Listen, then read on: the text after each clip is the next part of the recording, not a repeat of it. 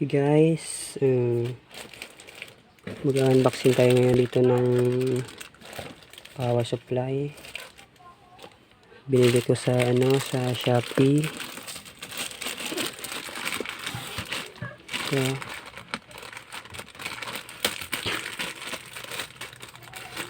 tingnan natin kung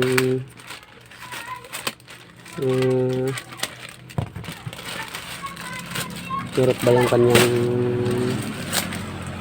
mga voltage.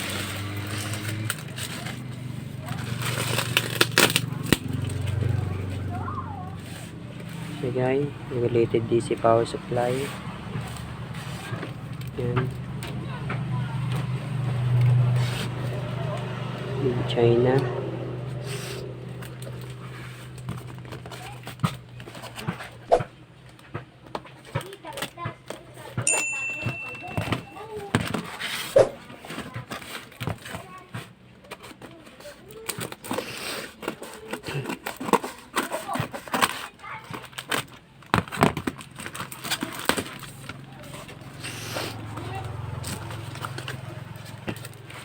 Ito guys yung kanyang loob.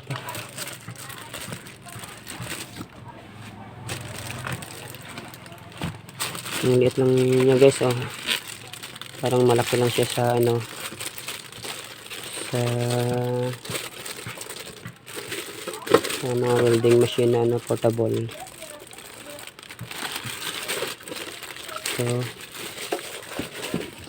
ito yung kanyang kasama, yung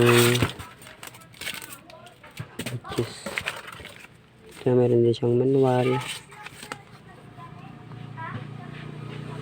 Ito guys ang kinuha ko doon guys na modelo, PS 152DD. Yan.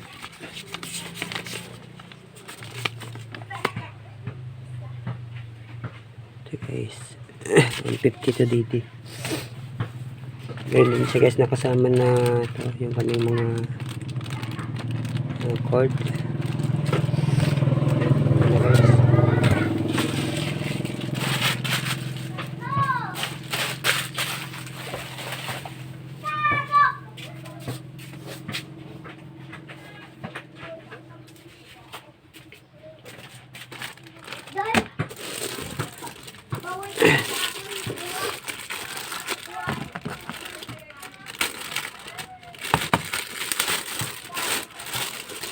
So guys,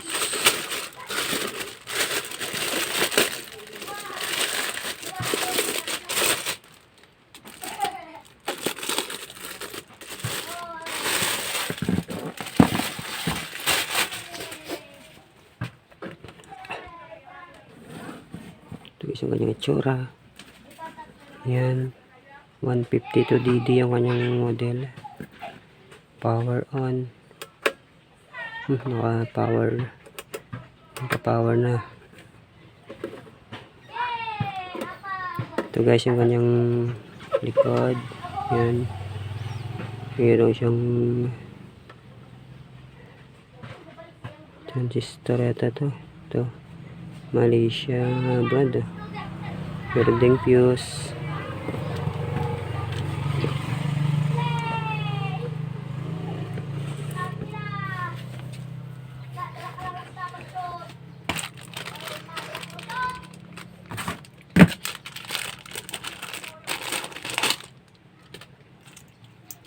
Ito guys, testing natin tong kanyang cord.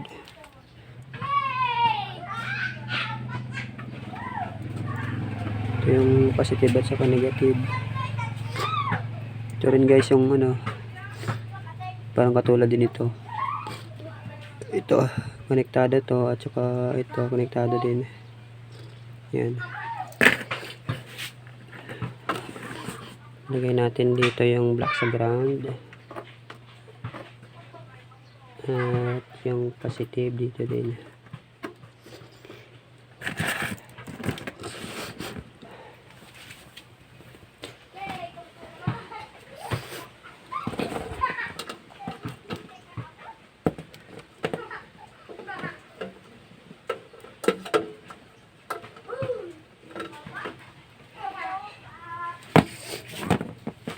Ito guys, saksak natin.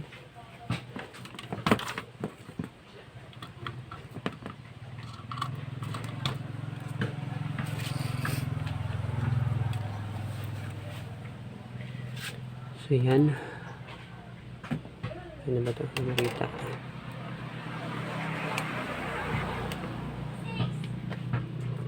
Ito guys, oh. Kuha natin yan.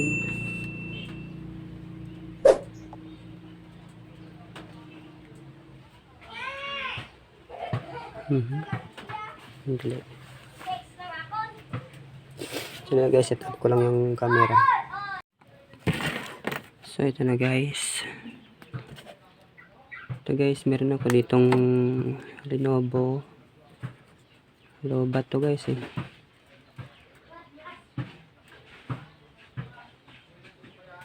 Yan, lobat. Pagaganahin natin ito guys sa pamamagitan nito. Ito guys yung kanyang current 2 ampere. Yan. Nasa 2 ampere to guys. Yan, 2 amperes. Tapos dito sa kabila yung kanyang voltage output. Ito. Nasa 15 volts guys. Yan. Kung gusto mong dagdagan na hanggang umabot ng 15 volts. Dito yung kanyang sa fine.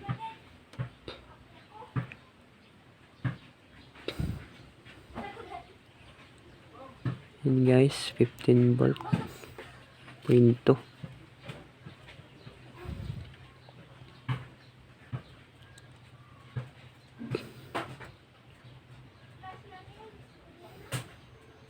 At ito naman guys sa kabila.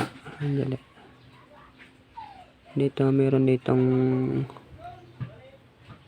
0.15 volt or 0.15 volt, tapos 7.2 volt, 6 volt, 4.8 volt at saka 3.6 volt saka 1.5 volt.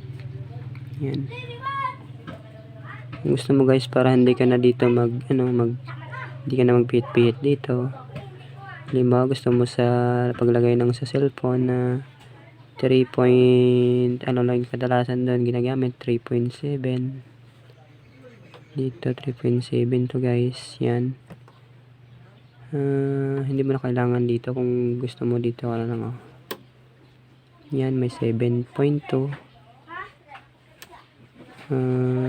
6.0,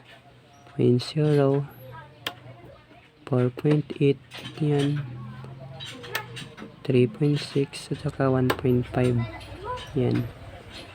Kung gusto mo sa mga cellphone guys, yan, ito 3.6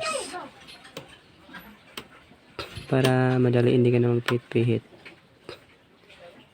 Pero dito guys, yan, try natin paganahin to guys sa pamamagitan ng DC power supply na yan.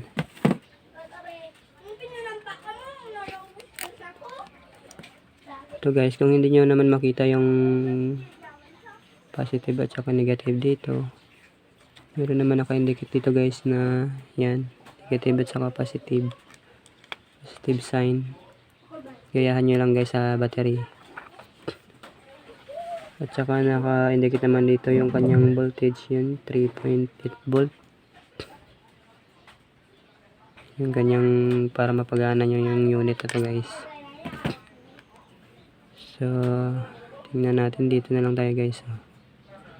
3.8.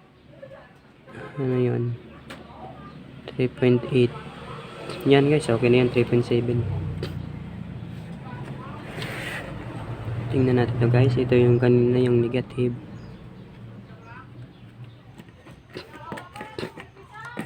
Tsaka ito naman guys yung kanyang negative. Negative, positive. Yan. Iwasan nyo lang guys na magka-short. Yan, titingnan natin to.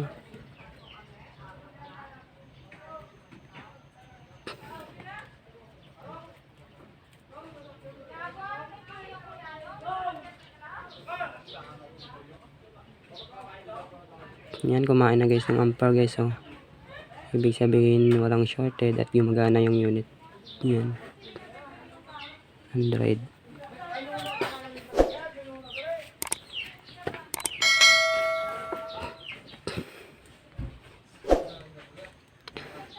For those who do. Yan guys.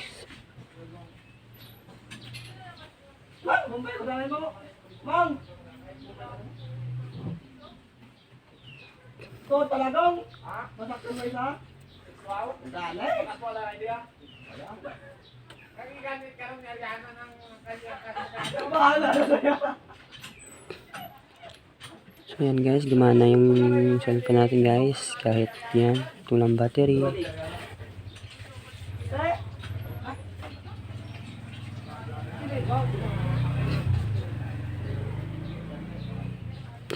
Silaw.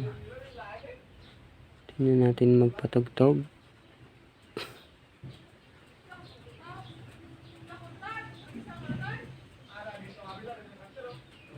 Wala yata tong music eh.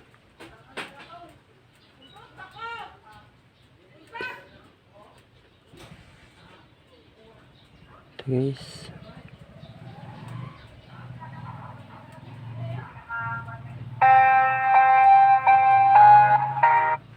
Yan guys, gumana naman. Yeah.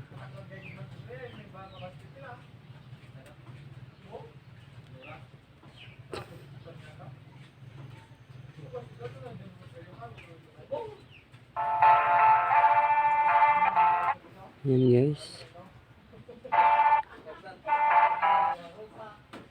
So gumana naman guys, no? Yan, makikita nyo pa yung kanyang ampere yung kinakain niya. 30 patas. Okay naman guys. Kasi binili ko talaga to guys para sa paggamit ng mga cellphone na hindi mo na kailangan hintayin mo pa na mag-charge ka muna para malaman mo kung buhay yung unit. Kaya okay na to guys sa mga nag-uumpisa pa lamang. Tsaka ito din guys, oh. Siguro sa pang sundot siguro to. Ito din yung positive at saka negative din ito guys. Yan. Katulad din ito. Yung iba kasi guys merong malaki. Yung umabot na mga 24 volt pang laptop lang to guys. Laptop na yun. Pero ito hindi ito kaya ng laptop guys na buhayan kasi nasa 19 volts, 20 volts, 24. Ito guys 15 ano lang. Pang cellphone lang talaga guys at saka mga bluetooth speaker ganun. Hindi lang guys meron pa ditong bluetooth speaker. Titingnan natin kung kaya niya. Ito guys yung bluetooth speaker. Ayusin ko pa to guys eh. Kaya lang pero i-try natin kung kaya niyang pailawin.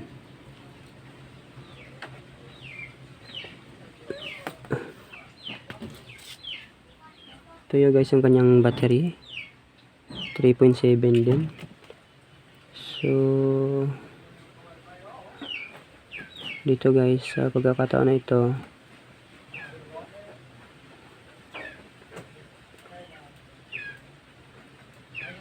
dito na tayo guys dadaan sa dito. Lagay natin sa 3.6 kaya na yan guys.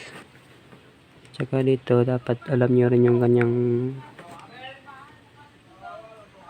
positive at saka negative.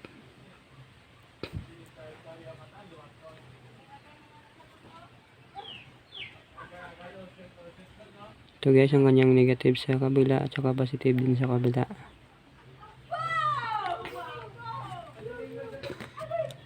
Ito yung kanyang negative. Naka-set up tayo sa 3.6. Tsaka ito yung kanyang positive. Titingnan natin ngayon guys kung iilaw. Hindi siguro, ito siguro. Yan guys.